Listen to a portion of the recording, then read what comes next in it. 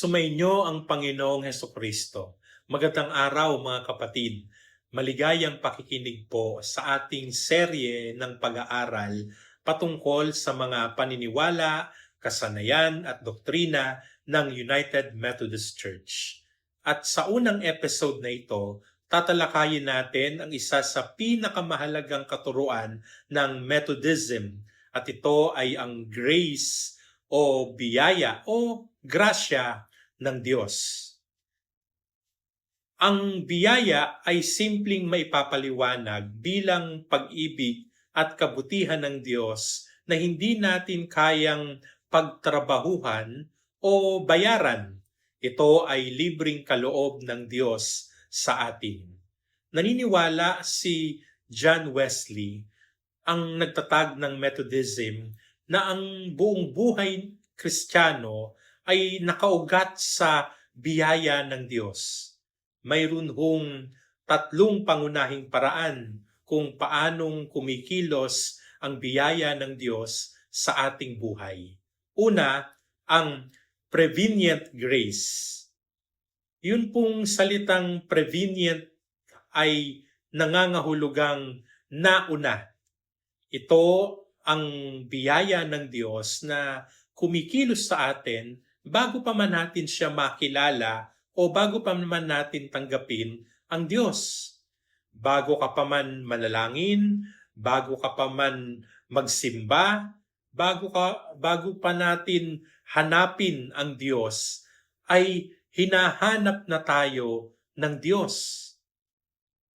Kapag nakaramdam ka ng konsensya matapos kang gumawa ng mali, kapag may nagtutulak sa iyo na magbago ka na, kapag may pagnanais kang makilala ang Diyos, iyan po ay bunga ng tinatawag na prevenient grace. Para hong isang ama na naghihintay at tumatawag sa kanyang anak na malayo sa tahanan. Hindi tayo ang unang kumilos. Ang Diyos ang unang kumilos at lumapit sa atin. Pangalawa, justifying grace. Kapag tayo ay tumugon sa paanyaya ng Diyos sa pamagitan ng pananampalataya kay Kristo, pinatatawad niya ang ating mga kasalanan. Ito ang tinatawag na justification. Hindi dahil mabuti tayo, hindi dahil marami tayong nagawang mabuting gawa. Bagkus tayo ay pinawalang sala dahil sa pag-ibig at sakripisyo ni Jesucristo. Sa sandaling tayo ay sumampalataya, tayo ay tinatanggap bilang mga anak ng Diyos. Ito yung magandang balita ng Ebanghelyo.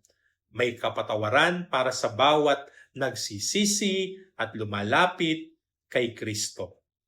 Pangatlo, ang sanctifying grace. Hindi po nagtatapos ang gawain ng Diyos sa pagpapatawad. Sa halip, patuloy niya tayong binabago upang higit tayong maging katulad ni Kristo. Araw-araw, tinuturuan niya tayong magmahal ng lubos. Araw-araw, tinuturuan tayo na magpatawad, maging mapagkumbaba, at may babuhay ng mayroong kabanalan. Ito ang sanctifying grace. Ito rin ang dahilan, mga kapatid, kung bakit ang Kristyanismo ay hindi tungkol lamang sa pagpunta sa langit, kundi tungkol sa pagbabago ng buhay ngayon, habang tayo ay nabubuhay dito sa lupa. Ang layunin ng Diyos ay hindi lamang iligtas tayo mula sa ating kasalanan, kundi hubugin tayo upang maging mga taong puno ng pag-ibig. May tatlong reminder sa atin.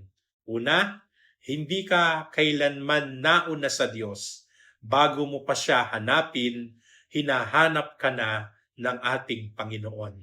Pangalawa, ang kaligtasan ay regalo ng Diyos. Hindi ito gantimpala. Hindi natin ito pinaghihirapan. Sa halip, tinatanggap natin ito sa pamagitan ng ating pananampalataya. Ikatlo, ang biyaya ay hindi lamang para sa kapatawaran, kundi para sa pagbabago. Nais ng Diyos na araw-araw tayong maging higit na katulad ni Kristo. Kaya mga kapatid at mga kaibigan, ang kwento ng ating pananampalataya ay kwento ng biyaya mula sa prevenient grace na tumatawag sa atin sa justifying grace na nagpapatawad sa atin hanggang sa sanctifying grace na patuloy na nagbabago sa atin. Ito ang mabuting balita ng Methodism. Ang biyaya ng Diyos ay nauuna, sumasama, kasama natin at nagpapatuloy sa ating buhay. Ako po si Pastor Nash Oliveros at ito ang serye tungkol sa mga paniniwala, kasanayan at doktrina ng United Methodist Church.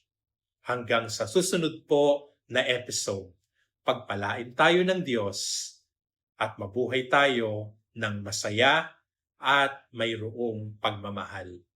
Amen.